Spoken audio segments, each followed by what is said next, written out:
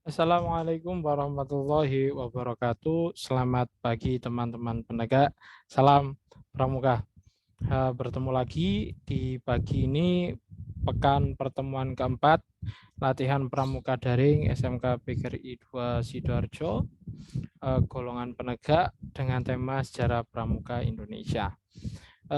Pada pagi hari ini bertepatan dengan 14 Agustus, yaitu dengan Hari Pramuka yang ke-60. Audin mengucapkan selamat Hari Pramuka yang ke-60, berbakti tanpa henti. Baik, kita masuk kepada materi sejarah Pramuka Indonesia. Sebelumnya tugas pertemuan 1 mau sampai pertemuan 3 masih banyak yang belum mengumpulkan. Jadi sekali lagi kami himbau untuk segera menyelesaikan tugas-tugas yang telah diberikan dan diupload atau dikumpulkan di Google Classroom. Nah, itu tadi himbauan sedikit dari Kaudin mengenai tugas. Untuk absensi, silakan teman-teman mengirimkan absensi sesuai dengan jam yang telah ditentukan. Dan jangan lupa disimpan bukti ketika teman-teman sudah melaksanakan absensi. Untuk apa? Untuk ketika nanti ada data miss, teman-teman merasa sudah absen tapi di database-nya Kak Udin tidak ada. Nah, itu nanti sebagai bukti bahwa adik-adik sudah melakukan absensi. Nah, ketika absen juga jangan lupa mengumpulkan foto atau mengupload foto data diri. Kak, ketika ada kesulitan, silakan hubungi Kak Udin, nanti akan Kak Udin bantu. Nah, kita masuk kepada sejarah Pramuka ya. Gerakan Pramuka atau kepanduan di Indonesia telah dimulai sejak tahun 1923 yang ditandai dengan didirikan oleh Belanda yaitu National Pandiver Organis atau NPO di Bandung. Sedangkan pada tahun yang sama di Jakarta juga didirikan Jong Indonesia Pandiver Organis atau JIPO. Kedua organisasi jika bakal kepanduan di Indonesia ini meleburkan diri menjadi satu dengan nama INPO di Bandung tahun 1926. Gerakan Pramuka atau kepanduan di Indonesia telah dimulai sejak tahun 1923 yang ditandai didirikannya NPO di Bandung. Pada tahun yang sama di Jakarta juga didirikan JIPO. Kedua organisasi cikal bakal kepanduan di Indonesia ini melebur diri menjadi satu dengan nama INPO. Nah, yaitu pada tahun 1926. Pada tanggal 26 Oktober, Dewan Perwakilan Rakyat mengesahkan Undang-Undang Nomor 12 Tahun 2010 tentang Gerakan Pramuka. Berdasarkan undang-undang ini, maka Pramuka bukan lagi satu-satu organisasi yang boleh menyelenggarakan pendidikan kepramukaan, tapi organisasi profesi juga diperbolehkan untuk menyelenggarakan kegiatan kepramukaan, seperti sekolah-sekolah dan lain-lainnya juga bisa menyelenggarakan kegiatan kepramukaan. Nah, dalam perjalanannya sejarah kepramukaan dibagi menjadi 3 fase, yaitu fase Hindia Belanda, fase Perang Dunia Kedua, dan fase atau masa Republik Indonesia. Nah, ini sejarahnya sangat panjang sehingga Kak Udin akan menjelaskan secara singkat saja. Seperti kita ketahui bahwa kelahiran gerakan Pramuka yaitu ditandai dengan pidato presiden atau mandataris MPRS di hadapan para tokoh dan pimpinan yang mewakili organisasi kepanduan yang terdapat di Indonesia pada tanggal 9 Maret 1961 di Istana Negara. Nah, ini disebut sebagai Hari Tunas Gerakan Pramuka, di mana ini cikal bakal kelahirannya organisasi Gerakan Pramuka.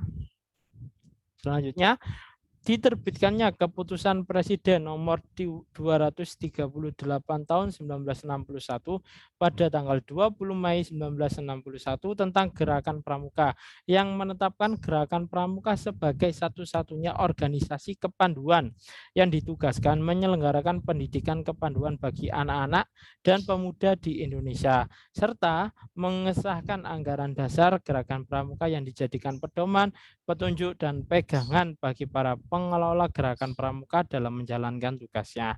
Pada tanggal 20 Mei adalah Hari Kebangkitan Nasional. Namun, bagi gerakan pramuka memiliki arti khusus dan merupakan tonggak sejarah untuk pendidikan di lingkungan ketiga. Peristiwa ini kemudian disebut sebagai hari permulaan tahun kerja. Nah, selanjutnya pernyataan para wakil organisasi kepanduan di Indonesia yang dengan ikhlas melebur diri ke dalam organisasi gerakan pramuka dilakukan di Istana Olahraga Senayan pada tanggal 30 Juli 1961.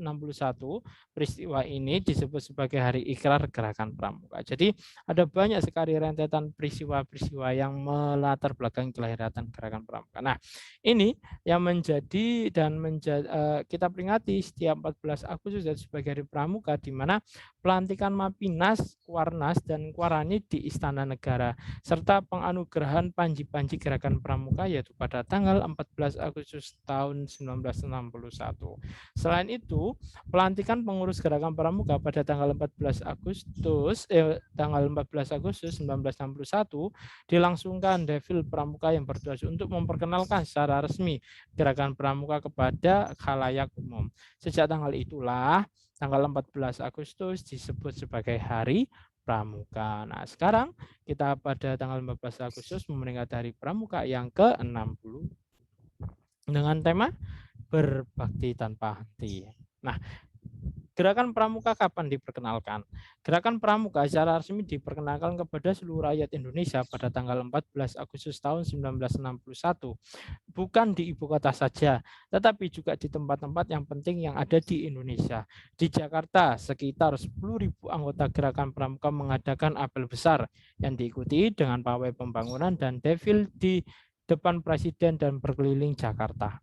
Sebelum kegiatan pawai atau defil, Presiden melantik anggota Mapinas, Kuarnas, dan Kuarnari di Istana Negara dan menyampaikan anugerah tanda penghargaan dan kehormatan berupa panji gerakan pramuka Kepanduan Nasional Indonesia berdasarkan Kepres nomor 448 tahun 1961 yang diterima kepada Kuartir Nasional yang diterimakan kepada Ketua Kuartir Nasional yaitu pada saat itu Sri Sultan Hamengkubuwono ke-9.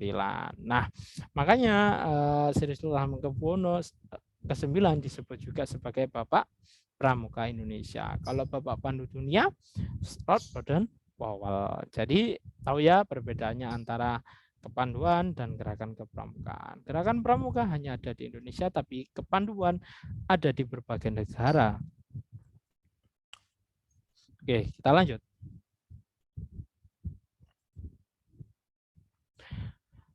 Peristiwa perkenalan tanggal 14 Agustus ini kemudian dilakukan sebagai Hari Pramuka yang siap-siap diperingati oleh seluruh jajaran anggota pramuka. Jadi itu tadi sejarah singkat mengenai sejarah pramuka. Nah, untuk hari ini tidak ada tugas yang Kak Udin berikan, tapi sebagaimana penugasan kemarin ada di tetap harus teman-teman harus tetap mengupload Twibbon setiap kelas. Nah, itu nanti digunakan sebagai bukti absensi atau kehadiran pada Google Form. Untuk link materi secara lengkap nanti akan Kak Udin berikan di grup WhatsApp. Ini tadi Kak Udin sampaikan secara singkat dan padat mengenai sejarah pramuka. Untuk apa teman-teman mengingat kembali, pasti di penggalang teman-teman sudah diajari, sudah dijelaskan mengenai sejarah pramuka. Ini tadi Kak Udin hanya flashback atau mengulang kembali materi tentang sejarah pramuka.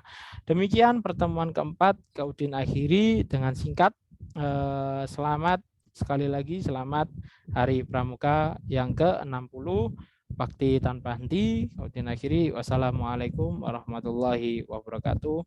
Salam Pramuka.